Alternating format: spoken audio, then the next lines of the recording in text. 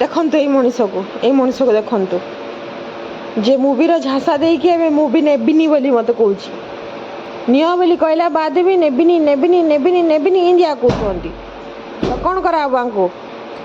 କିନ୍ତୁ ଶାଢ଼ୀ ଛାଡ଼ୁଛନ୍ତି ଦେଖୁନ ରିସାରେ, ମୁଭି କଥା ଉଠେଇଲେ ଦେଖୁନ ଆଉ ଛାଡ଼ିବେ।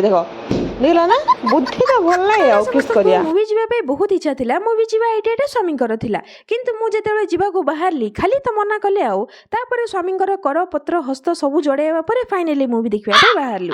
ସେଇଟା ବି ଦିନ 2 ପହରେ। ଗରମ ଏମିତି ଲାଗୁଥିଲା ଯେ ସୂର୍ଯ୍ୟ ଦେବତା ଗରମ ପବନ ଢାଳି ଦେଉଥିଲେ। ବାଧ୍ୟ ହୋଇକି ଧଳା ସ୍କାର୍ଫ ସହ କଳା ଚଷମା ପିନ୍ଧିକି ଗଲୁ। 15 ମିନିଟ୍ ଲେଟ୍ରେ ପହଞ୍ଚିଲୁ। ମୁଭିଟି ବହୁତ ବଢ଼ିଆ ଥିଲା। ଇଣ୍ଟରଭାଲରେ ଯାଇକି ଖାଇବା ପିଇବାର ଆମେ ନେଇ ଆସିଲୁ। ପପକର୍ନ ସହ ମୁଭିଟା ଏନ୍ଜୟ କଲୁ। ମୁଭିରେ ଏତେ ପାଗଳ ହେଇଯାଇଥିଲୁ ଯେ କିଛି ସମୟ ପାଇଁ ନିଜର ଟେନସନ୍, ଷ୍ଟ୍ରେସ୍, କାମ ସବୁ ଭୁଲି ଯାଇଥିଲୁ।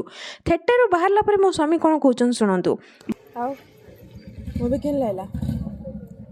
ବଢ଼ିଆ ଲାଗିଲା।